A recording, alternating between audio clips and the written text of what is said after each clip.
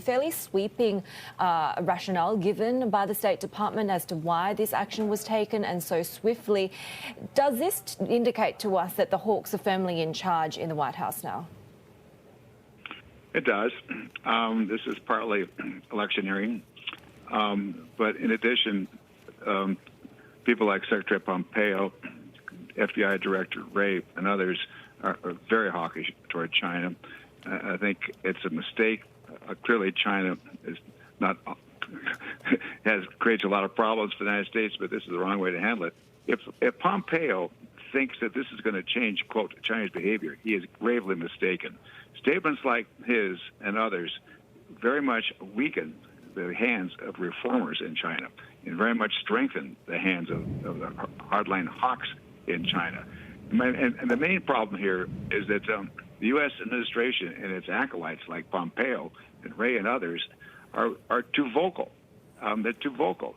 The better solution, if we have a problem with Chinese IP, and we do, we have great problems with Chinese IP, is to engage in more quiet diplomacy, issue a démarche, figure out ways to solve it.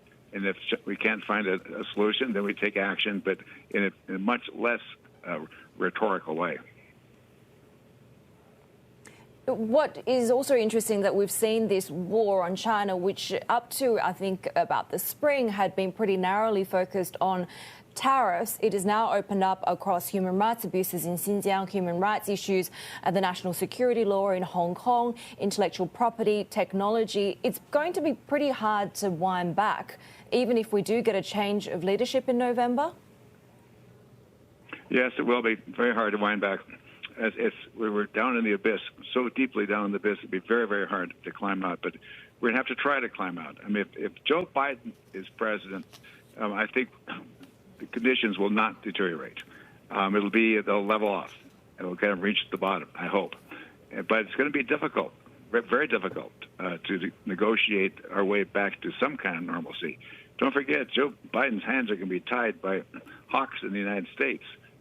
Who are looking at the 2020 congressional elections, 2024 presidential elections. They'll be very heated in their rhetoric against China in order to get elected, frankly.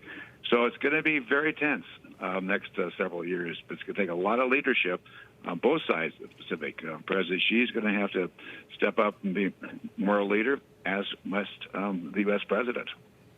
Ambassador, you say that the diplomacy should be more quiet and not rely on such harsh rhetoric from both sides. How would that differ from what past administrations have tried to do, and yet they've failed to really change China's behavior, whether it's on IP theft, stealing trade secrets, on really not becoming transparent enough and market-oriented? Well, it's a good question. I think past administrations have been a little timid, but it's both Republican and Democratic administrations. But you can still be quiet and strong, fair but firm. You just lay down your marker privately, say, don't cross the line, because if you do, there'll be consequences. You can indicate what some of the consequences might be, or say we'll surprise you with the consequences and game it out. If it's done quietly, there's much and tough and firm, but quietly, there's a greater chance of success. And that's what the next administration has to do. Be fair, but more firm than prior administrations. On those consequences, China has vowed that they will take firm countermeasures, and we're now hearing from the editor-in-chief of the Global Times. Of course, we have heard some of his insights really signaling to Beijing's thinking, and he's now saying that the U.S. has made some preparations for withdrawal from the Consulate General in Wuhan, but he thinks that that's a small price for the U.S., and he thinks that China's target will be more likely unexpected, causing the U.S. to feel real pain. What are your thoughts? Because so far, China's actions and countermeasures have been pretty measured and proportionate to whatever the U.S. has done. You put your finger on the problem, because China's reactions so far have been measured. I'm surprised how measured they are. And there's going to come a point where the hawks are going to, in China, prevail. Say enough's enough. We've got to, respond in kind. And I don't know that's going to happen. I tend to think that the Chinese leadership will do what it can to soften retaliation, but still retaliate enough to show that it's not going to be pushed around and to save face. But you put your finger on a big problem, or get to the point where the Chinese leadership is going to have to say, we're going to be less measured. We're going to be much tougher now. Because it's always this diplomatic dance, isn't it, between understanding, obviously, that your opponent or, the U.S. leadership there is balancing 3 months out from an election. So, as you say, there's electioneering and that playbook going on, but also having to save face in China and not be seen as taking this just lying down. So what is the sort of nuanced measures that are available to Beijing to be seen as retaliating at the moment? Well, they could close Wuhan. That would not be would not be the same as closing Houston.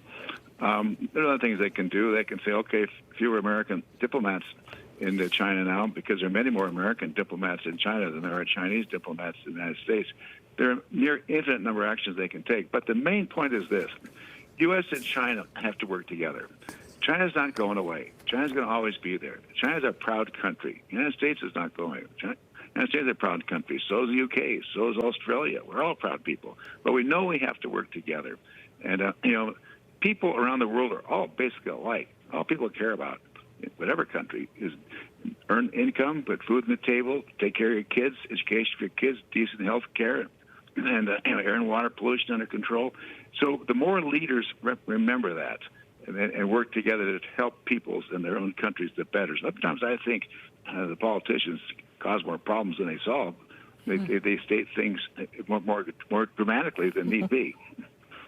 To your point on working together, we have seen Secretary Pompeo now calling for a coalition to resist Chinese threats, this coming after meeting with Dominic Raab in London. Could this be the turning point for the Trump administration to realize that in order to work against China, they actually need their allies' help?